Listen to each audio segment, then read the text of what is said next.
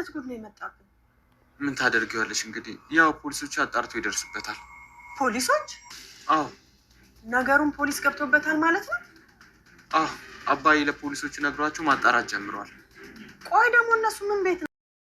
ዛሬ ወይዘሮ ባዩሽ መታለች እና እንዴ ፖሊሶች ምን እያደረጉ ነው ትላለች።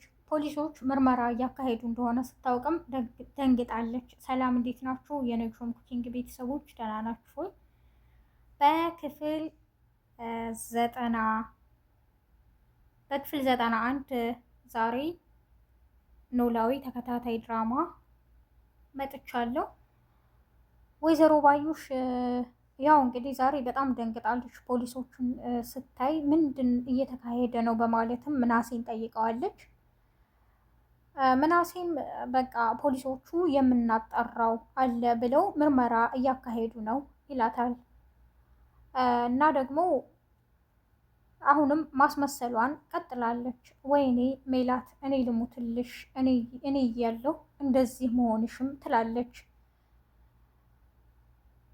እና ደግሞ ለምንድን ነው ለእኔ ያልነገራችሁኝ?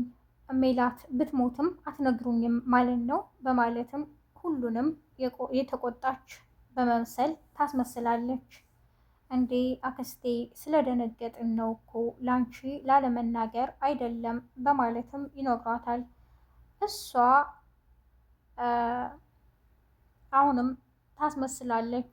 አሴር በየሄደበት ሁሉ ያገኛታል። ድንገትም ወደ ሆስፒታል ስትመጣ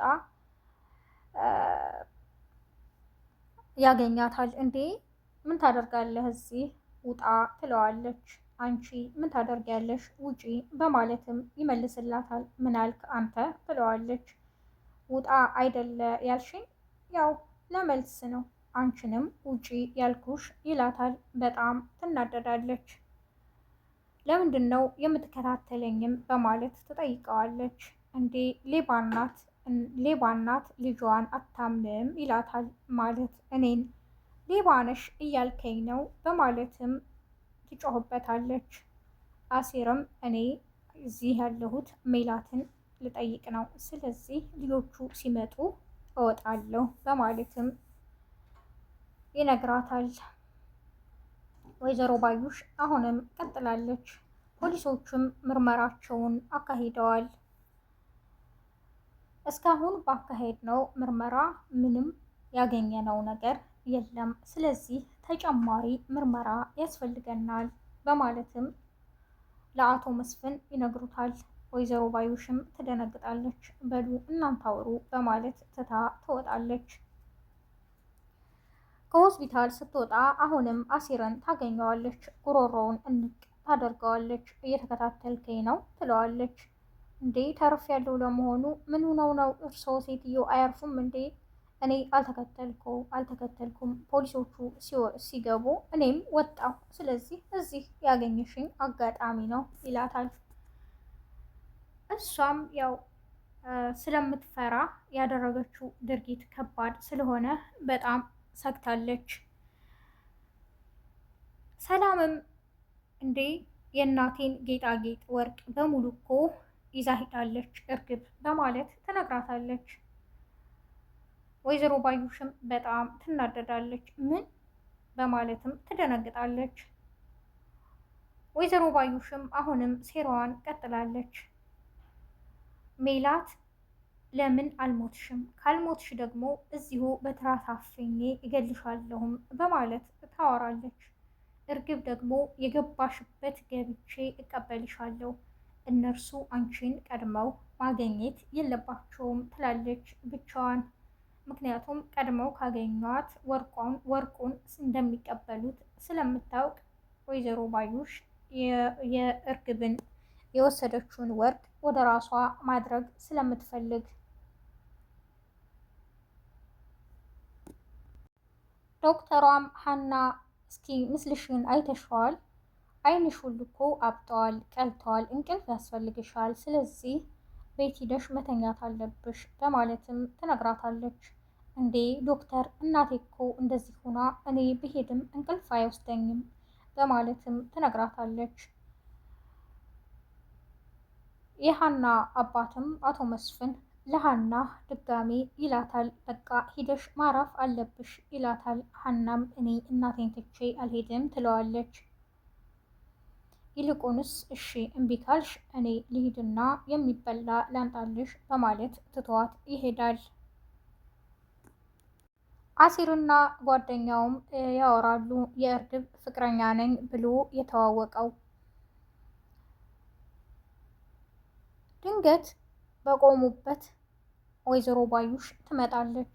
እናንተ ልጆች በየቦታው በቅላችሁ ነው እንዴ ያላችሁት? ምን ታደርጋላችሁ እዚህ ትላቸዋለች። እንዴ አንቺ ምን ታደርጊያለሽ? በማለትም ይጠይቋታል። እኔ የምለው በየሄድኩበት ሁሉ አትከተሉኝ፣ ምንድን ነው ስራችሁ? ለምንድን ነው እኔ በየሄድኩበት የማገኛችሁ? በማለትም ትጠይቃቸዋለች። አሁንም እንዴ ሌባ እናት ልጇን አታምንም፣ ምን እያልሽ ነው? በማለትም እንትን ይሏታል፣ ያናዷታል። አሲርም በመደናገጥ በል ከዚህ በኋላ እዚህ ቦታ እንዳላይ፣ አሁን ከዚህ ቶሎ ጥፋ በማለት ትቶት ይሄዳል ጓደኛውን።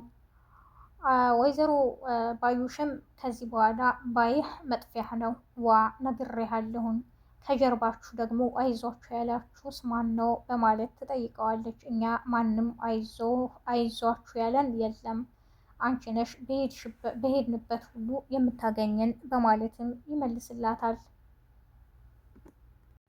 ወይዘሮ ባዩሽ አሁንም ምን ማድረግ እንዳለባት በጣም ግራ ገብቷታል። የተወሰደውን ወርቅም ማስመለስ ትፈልጋለች።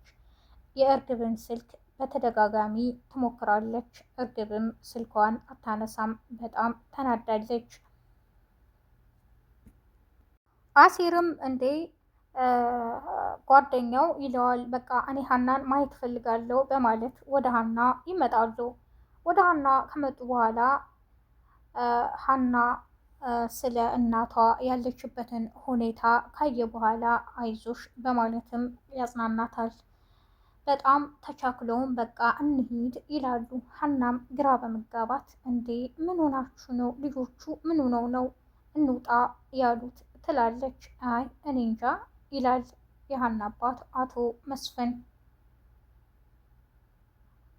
የዛሬው ክፍል ይህንን ይመስል ነበር። በቀጣይ ክፍል እስከምንገናኝ ነጅሆም ኩኪንግን ላይክ፣ ሼር፣ ሰብስክራይብ በማድረግ የነጅሆም ኩኪንግ ቤተሰብ የሆኑ